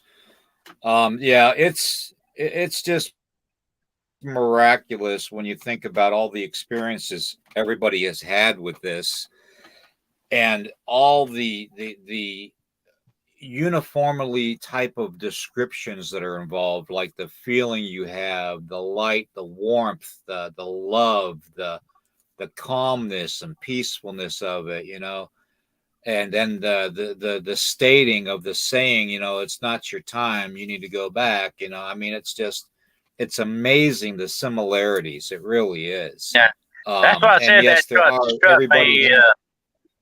That's what struck me as so strange, William. That consistency. And I said, when I saw that, I said, hey, this is not just hallucination. This is not mind game thing going on. There's a consistency here. This is a real experience. You know? Exactly. Yep. Exactly. Exactly. Yeah. And sometimes, it's like Penny just said in the chat that sometimes we are meant to experience things in this body, in this avatar, this shell, to teach others, from our experience. So a lot of times when we go through these near-death experiences, or we lose our sight, or we get cancer and have our esophagus removed, and the pain and the suffering that we go through, maybe we are supposed to and meant to teach our fellow mankind from that experience. Maybe that's what helps us find that level of unconditional love that we need to have, that vibration we need to have to make it to be accepted into the other side.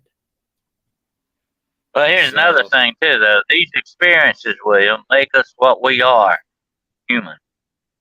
And like I said earlier, I believe we all have a fate, a destiny that we've got to play out. And we think sometimes bad things happen. I had a lot of people ask me that. Why do bad things happen to good people? But it rains on the just and the unjust alike. These things happen to us sometimes for a reason, even if they're not good things. Maybe in the end, it turns out to make us better people for that. My father had a stroke, a very bad, debilitating stroke, and he became a Christian after this very bad experience. Up until then, he was definitely not a Christian man. Okay, and he stood up in church and said, "Now this is what he said: yeah. I am glad that I had a stroke. That I am glad this happened to me because it has fulfilled me as a person and made me a Christian and a better person. This was part of my destiny. I'm glad it happened." Think about that statement a minute. If you can say something like that happened to you, glad it happened to you.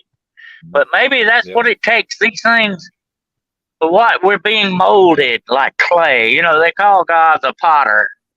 And we're being formed in this golden bowl I spoke about earlier. We're being formed in His hands, and these experiences are what forms us and makes us better people. That's got to be the answer. Yeah. Exactly.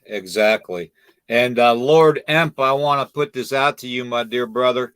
When you get your channel up and running, you let me know, and we will promote you, and we will all subscribe to you, and we will back you 150% in your channel. So you know that you're part of a family now, okay, brother? Yep. We all got each other's backs, Ian.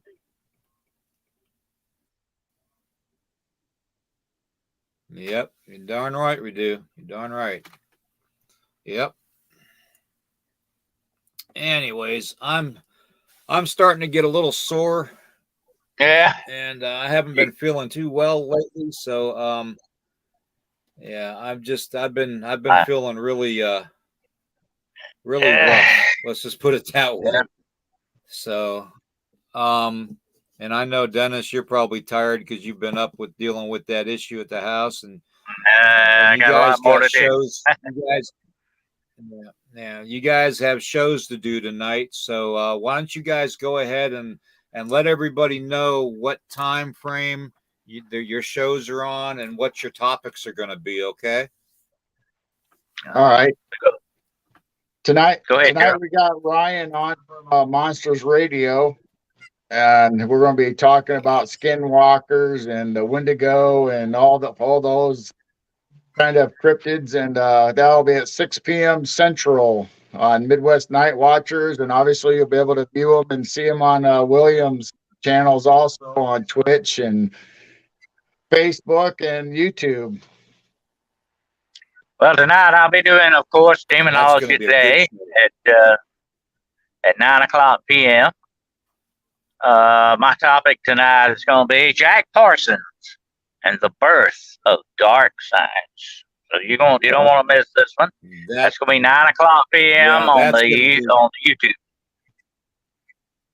Yeah, that's Dennis. That's going to be one show you're going to want to take notes on. Trust me, because that whole Jack Parsons thing is very, very fascinating. So, yep, definitely. 2 great shows coming up later on tonight, guys. So stay tuned. You know, our glorious Sunday is not finished yet. I want to thank everybody for being here today. Obviously, everybody in the chat family. You guys are fantastic. Thank you guys for being here. And thank you, G and Dennis, for being here. You guys mean a lot to me. Thank you to all the moderators, Tombstone, Ozzy, Sue, just everybody, Raven Creek. And thank you for all the love, man. You know, that's the one thing that we can really, really agree on when it comes to these near-death experiences is the unconditional love. Okay, that warmth, that warm, soothing embrace of unconditional love. And as long as we all go through the muck and the holler and the pain and the suffering every day that we're in this shell of a body, know that it's not in vain that you're going through it, because you have family and you have people that need to hear your story. Okay, and that's what we're here for. If you want to send an email, drop an email on a story that you have that you've experienced on anything paranormal or supernatural, everything from UFOs to cryptid creatures to ghosts or spirits, whatever you want to call it. Drop us all an email. Okay. If you can, heart, and share the channel out as much as you can. We're growing. We're almost up to 400 subscribers. Woohoo! But we're growing. So definitely keep us in your prayers too. Everybody in the chat, part of the family, the extended family, just keep everybody in your prayers. Think of everybody often, and visualize those people in the chat and your family and Dennis and G and everybody as having success, as having health, as having happiness. Okay, every day and every moment of their lives, and that's the reason we're all together. Okay, that's the reason we're all here, is to take care of that, and help one another. So never forget that.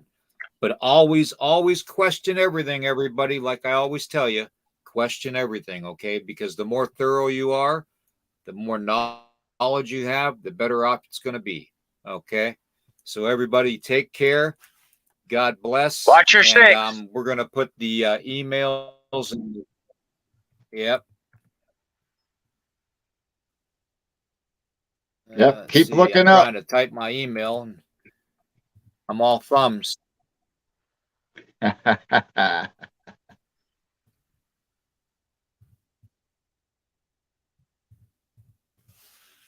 got 4 opposable thumbs.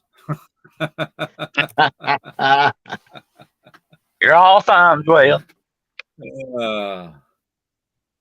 Yeah, I'm telling you, I am today. Today I am. All right, guys, everybody, take care in the chat. We love you all very much, and we will see you soon. And look out for G's show and Dennis's show tonight. Okay, and then we'll see you all Midnight Monsters on Tuesday. Okay, I'll be posting the complete schedule by the end of the day today. Okay, so everybody will have it. Okay, thank you, everybody. God bless you.